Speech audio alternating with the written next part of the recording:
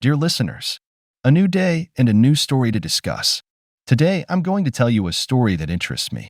Listen and write down what you think about this situation. I'm interested in your opinions.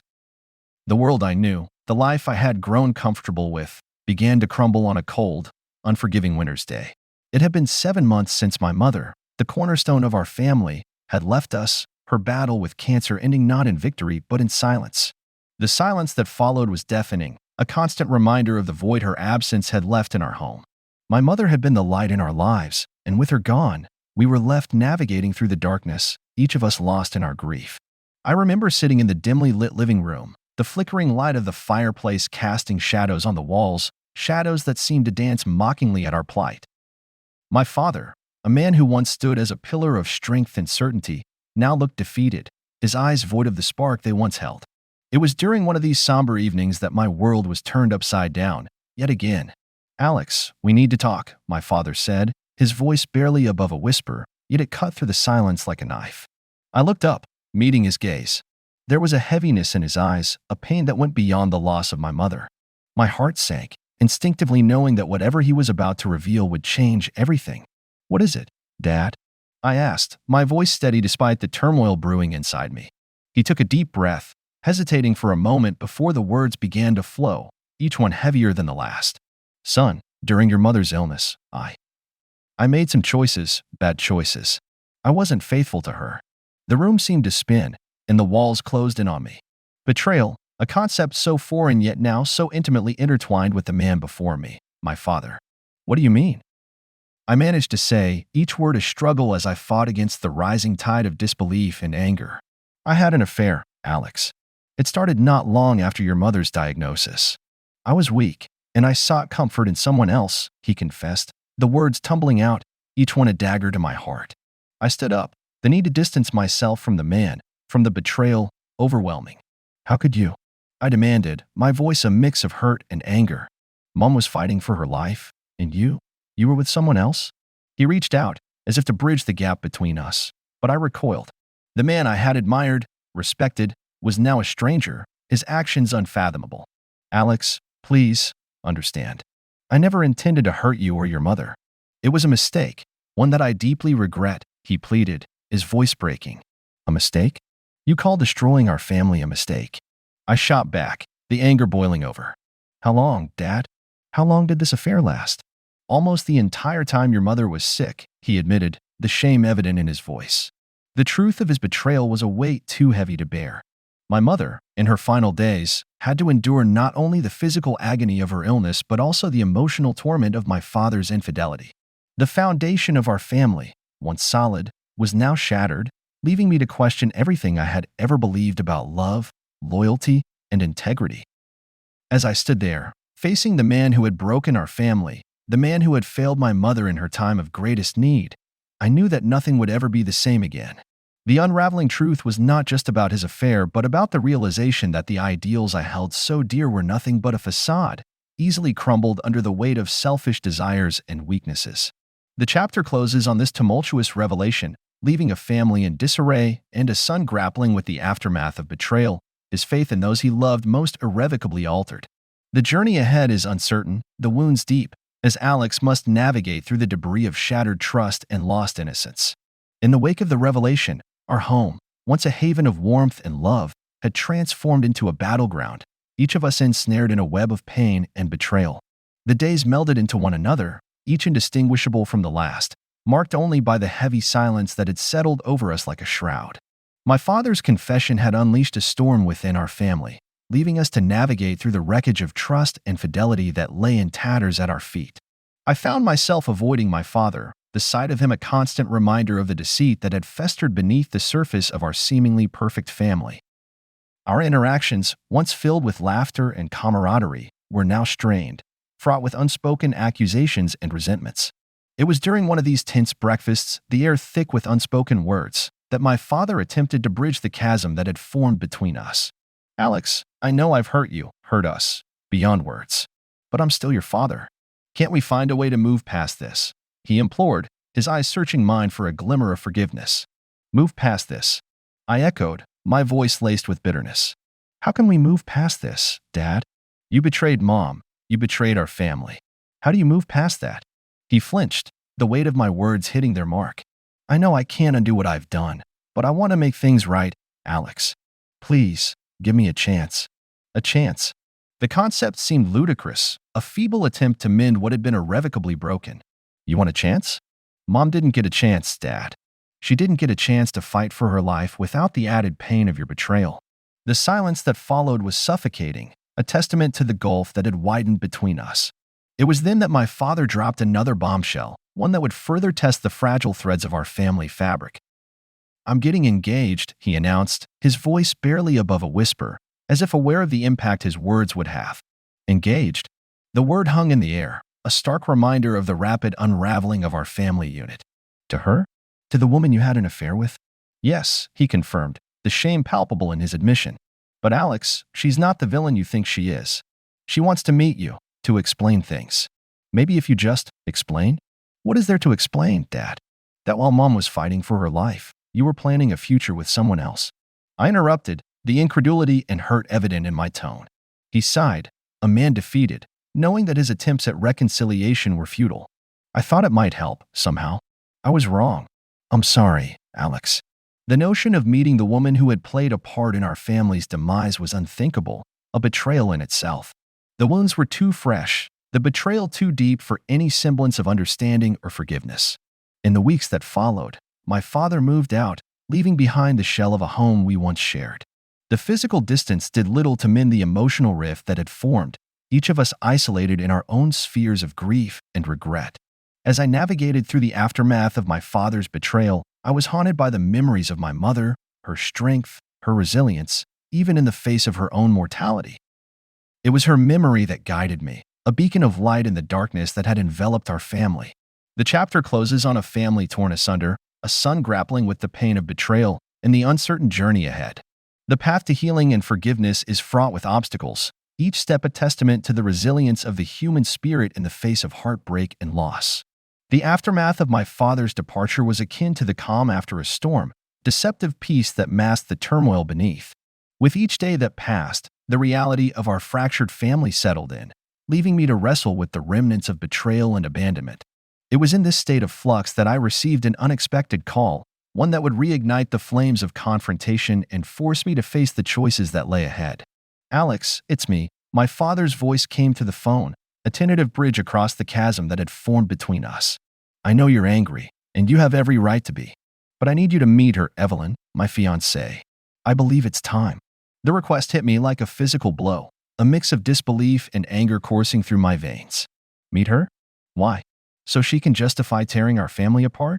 So you can pretend we're some happy, blended family? It's not like that, Alex. She's not the monster you think she is. She wants to make amends, to explain her side of the story.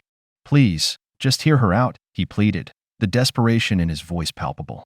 The very thought of sitting across from the woman who had, in my eyes, been the catalyst for our family's downfall was abhorrent. Yet, there was a part of me, a curious, masochistic part, that needed to see the face of the person my father had chosen over us, over my mother's memory. Fine, I relented, the word tasting bitter on my tongue. I'll meet her. But I'm not making any promises, Dad. The meeting was set in a quiet cafe, a neutral ground for what was sure to be an emotionally charged encounter. As I walked in, my heart raced, each step heavier than the last. There, sitting with my father, was Evelyn, the woman who had unwittingly become a central figure in the narrative of my life. Alex, thank you for coming, my father began, but I barely heard him, my focus on the woman before me. Evelyn stood, extending her hand, a gesture of peace in a war she could not possibly understand. Alex, I know you have every reason to hate me, and I'm truly sorry for the pain I've caused. I never meant to hurt anyone. Her words, meant to soothe, only fueled the fire of my resentment. Sorry? Do you have any idea what your affair did to my mother? To me? How can you possibly stand there and claim you never meant to hurt anyone? Evelyn's eyes filled with tears, a mirror to the pain I felt. I know there's nothing I can say to change the past, but I am genuinely sorry for the role I played in your family's pain. I was wrong, and I will regret my actions for the rest of my life. The conversation that followed was a blur of accusations and apologies, a futile attempt to mend what had been irrevocably broken. As I listened to Evelyn's account, to the story of loneliness and misguided love that had led her to my father, I realized that the anger I harbored, while justified, would not undo the damage that had been done. Leaving the cafe, the weight of the encounter heavy on my shoulders, I knew that the path forward was mine alone to choose. My father and Evelyn's plea for understanding, for a chance at redemption, left me at a crossroads, torn between the desire to hold on to my anger and the need to move forward to find peace in the aftermath of betrayal. The chapter closes on a son's confrontation with the complexities of forgiveness and the resolute decisions that shape the journey of healing. In the face of pain and betrayal, the quest for understanding and reconciliation becomes a testament to the strength of the human spirit, a beacon of hope in the darkness of despair.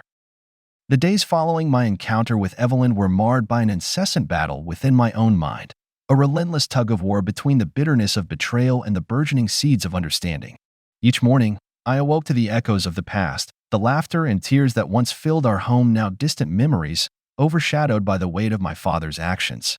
It was during one of these reflective mornings that I stumbled upon an old photo album, buried beneath a stack of forgotten belongings in the attic. With hesitant hands, I opened it, and there she was, my mother, her smile as radiant as I remembered, a stark contrast to the pallor of illness that had claimed her in her final days. Page by page, I was transported back to a time before the pain, before the heartache that had become my constant companion. "Alex, you've been up here for hours. Are you okay?" My aunt's voice, gentle and concerned, broke through my reverie. I looked up, the remnants of tears stinging my eyes. "I miss her, and Sarah. I miss her so much. And I'm so angry, all the time. I don't know how to let it go." And Sarah sat beside me, her presence a comforting balm to my aching soul. "I know, sweetheart. Your mother was the glue that held this family together. And what your father did, it's unforgivable. But holding on to that anger, it's only going to eat away at you. Your mother wouldn't have wanted that for you." Her words, though spoken with love, were a reminder of the crossroads at which I found myself. But how do I move past this, Aunt Sarah? How do I forgive him, forgive her, for what they've done? It's not about forgiveness, Alex, not yet. It's about understanding, about accepting that people make mistakes, sometimes terrible ones. And it's about deciding what kind of person you want to be in spite of those mistakes, she explained, her wisdom cutting through the fog of my grief. The conversation shifted, then, to my father, to the man he once was and the man he had become. "He loves you, Alex. In his own flawed way, he's trying to make things right. Maybe meeting Evelyn, hearing her out, it's a step towards healing for all of you. I don't know if I can do that, Aunt Sarah. I don't know if I can ever look at him the same way again," I admitted, the weight of my uncertainty a heavy chain around my heart. And Sarah took my hand, squeezing it gently. "You don't have to decide anything right now. Just give yourself time, time to heal, time to grieve. And remember, you're not alone. You have a family that loves you, no matter what." As the afternoon sun began to wane, casting long shadows across the attic, I realized that the echoes of the past, while painful, were also a reminder of the love that once filled our lives. My mother's memory, her strength and resilience, were a beacon guiding me through the darkness, urging me to find the light. The chapter closes on a son's journey through grief and the search for understanding in the aftermath of betrayal. Surrounded by the remnants of a happier time, he grapples with the complexities of forgiveness and the arduous path towards healing, guided by the wisdom of those who remain by his side. The weeks slipped by with the relentless passage of time, each day a stark reminder of the chasm that had wedged itself between my father and me. The air between us, once filled with easy banter and shared moments of joy, now lay thick with the weight of unspoken grievances and the shadow of betrayal that loomed large over our every interaction. It was on a particularly crisp autumn morning, when the leaves had begun their gradual descent from the branches, painting the world in hues of orange and red, that I decided to confront my father once more. This time, not as a son seeking answers, but as a man demanding accountability. I found him in his study, a room once off limits to me as a child, now a space that felt foreign and uninviting. He looked up, surprise etched across his features at my unannounced entrance. "Alex, what brings you here?" he asked, his voice laced with a caution that had become all too familiar. "I came to talk, Dad. To really talk," I stated, my resolve steeling me for the conversation that lay ahead. He nodded, gesturing to the chair opposite him, an invitation to take the seat I had once occupied with eagerness, now approached with a sense of trepidation. "Dad, do you even understand what you've done? Not just to Mom, but to me, to us." I began, the words tumbling out, fueled by months of pent-up frustration and pain. He sighed, a deep, weary sound that seemed to carry the weight of his regrets. Alex, I know I've made mistakes. I interrupted, the word feeling inadequate to describe the devastation he had wrought. You tore our family apart. You chose her over us, over Mom's memory. How is that just a mistake? The tension in the room was palpable, a tangible force that seemed to press down on us both. My father's gaze dropped, unable to meet my accusatory stare. Alex, I never meant to hurt you. I was lost, and I made choices I regret every single day. But Evelyn, she's not the enemy here. We were both lost, and we found solace in each other, he attempted to explain, his words a feeble attempt to justify the unjustifiable. Solace? While Mom was fighting for her life. How can you even say that? My voice rose, anger and disbelief mingling in a volatile mix. You expect me to accept her, to welcome her into our lives as if nothing happened? He looked up then, his eyes meeting mine with a raw intensity one had not seen before. I don't expect anything, Alex. I just hoped. I hoped that in time, you could see that people can change, that we can learn from our past. The conversation spiraled from there, a heated exchange of words and emotions, each of us ensnared in our own perspectives, unable to bridge the gap that had formed between us. It was clear, as the voices grew louder and the accusations more pointed, that the rift between us was beyond repair.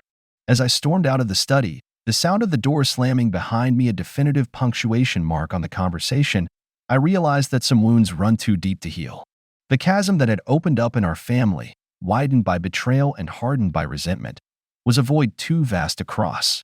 The chapter closes on a son and father, both grappling with the fallout of choices that had irrevocably altered the fabric of their family. In the quest for understanding and reconciliation, they find themselves at an impasse, each unable to move beyond the pain and betrayal that has come to define their relationship. In the aftermath of our heated confrontation, the world seemed to stand still, suspended in a state of silent reflection. The autumn leaves had completed their descent, leaving the trees bare and exposed, a stark reflection of my own internal landscape. I found myself wandering aimlessly through the town, each step taking me further away from the home that no longer felt like one, each breath a painful reminder of the family we once were. As I walked, my mind replayed the events of the past months, a torturous loop of anger, betrayal, and loss. It was during one of these aimless wanderings that I stumbled upon the old park, a place of countless childhood memories, where simpler times painted my past with hues of innocence and joy. I settled on an old bench, its wooden slats worn by time, and the countless souls who had sought solace in its embrace. It was here, amidst the quietude of nature, that the magnitude of my situation truly dawned on me. I was at a crossroads, caught between the past that haunted me and the uncertain future that lay ahead. Alex, a voice, unexpected yet familiar, broke through my reverie. I looked up to see an old friend, someone who had known my family in better times, standing before me. Hey, Jake, I greeted, the sight of a friendly face a welcome reprieve from the loneliness that had become my constant companion. He sat beside me, his presence a silent offering of support. I heard about your mom and everything else. I'm sorry, man. I can't even imagine what you're going through. The words, simple yet sincere, were a balm to my wounded spirit. Thanks, Jake. It's been tough. Everything's just so messed up. We talked then about life, loss, and the indelible marks they leave on us. Jake listened as I poured out my heart, a torrent of grief, anger, and confusion. And as I spoke, something within me began to shift, a subtle loosening of the knots that had bound my heart in chains of resentment and pain. Alex, if there's one thing I've learned, it's that moving forward doesn't mean forgetting the past. It means carrying it with you, learning from it, and finding a way to make peace with it, Jake offered, his words resonating with a truth I had been too blinded by pain to see. His words sparked a flicker of hope within me, a nascent realization that perhaps there was a path forward, one that didn't require me to forget or forgive, but to accept and learn from the experiences that had shaped me. As the sun began its descent, casting long shadows across the park, I rose from the bench, a sense of resolve taking root within me. I thanked Jake for his friendship, his understanding, and set off towards home, not the house that had become a battleground, but the home within myself that I had neglected for too long. The chapter closes on a young man embarking on the most challenging journey of all, the journey of healing and self-discovery. With each step, he carries with him the echoes of the past, not as burdens, but as lessons that will guide him towards a future where peace and acceptance light the way. In the midst of turmoil, he finds strength in the bonds of friendship and the resilience of the human spirit, stepping forward into the unknown with hope and determination.